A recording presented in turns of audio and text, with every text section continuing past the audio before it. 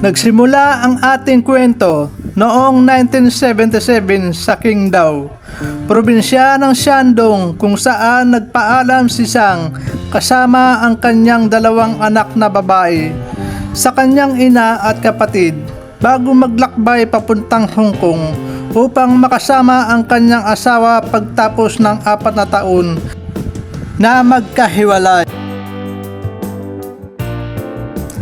Gayunpaman, pagdating sa istasyon ng tren sa hangganan, nalaman ni Zhang sa ilalim ng impluwensya ng kanyang masamang manugang, nagpakasal ang kanyang asawa sa ibang babae na nagsilang ng isang anak na lalaki sa Thailand.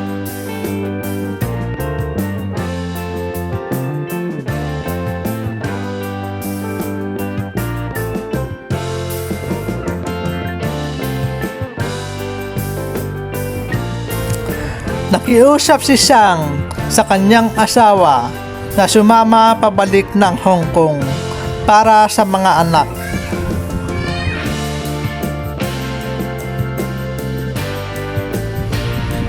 Ngunit di nakinig ang asawa at sila ay iniwang mag-iina.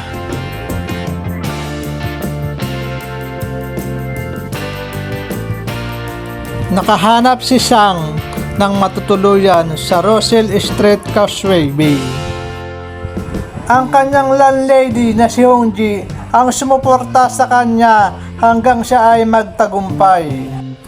Pagtapos ng mga buwan ng pagtatrabaho sa napakahabang oras, na aksidente si Zhang sa kanyang trabaho.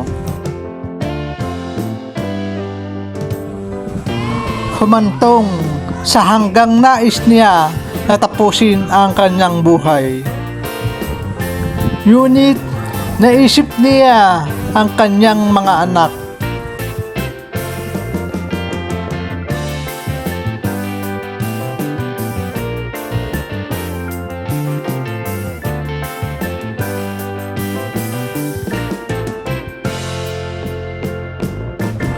Sa tulong ng isang mabait na kapitbahay na kilala sa tawag na Uncle Desert,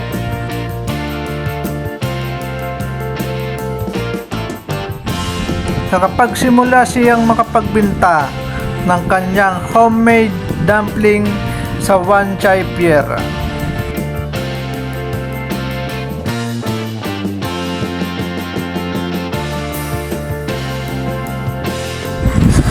Muling bumalik ang mag-ina sa dating pwesto kung saan nagsimula ang negosyo ng kanilang ina upang sariwain at magbalik tanaw sa dating buhay sa kalye.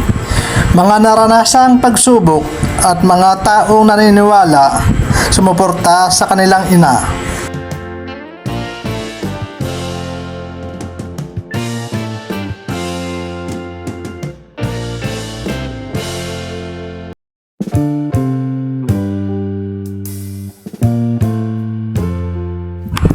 Naalala ni Zhang ang unang araw bilang street vendor sa mataong lugar sa pier. Ay umuwing luhaan si Zhang dahil walang bumili ng kanyang dumpling. Pinalakas ni Hongji ang loob ni Zhang at sinuportahan sa kanyang negosyo. Sa gabing iyon, nagkatuwaan ang dalawa sa kabila ng kabiguan ni Zhang.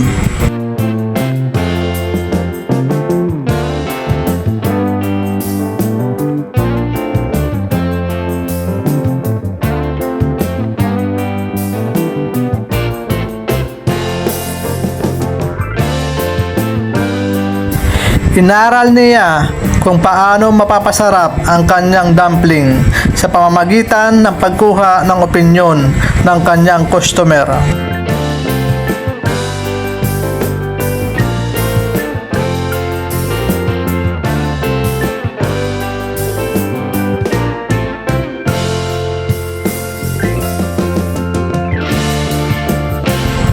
Hanggang sa dumami ang tumangkilik ng kanyang dumpling.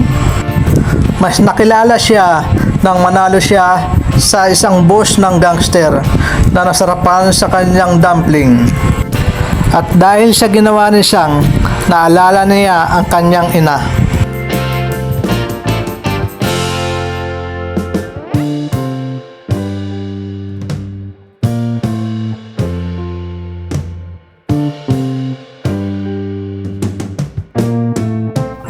Lumago ang negosyo ni Xiang at noong 1986 na itatag ang kauna-unahang pabrika ng Wang Chai Fairy Dumpling sa Cross Street sa Hong Kong. At nakilala ang dumpling ni Xiang na Beijing Dumpling.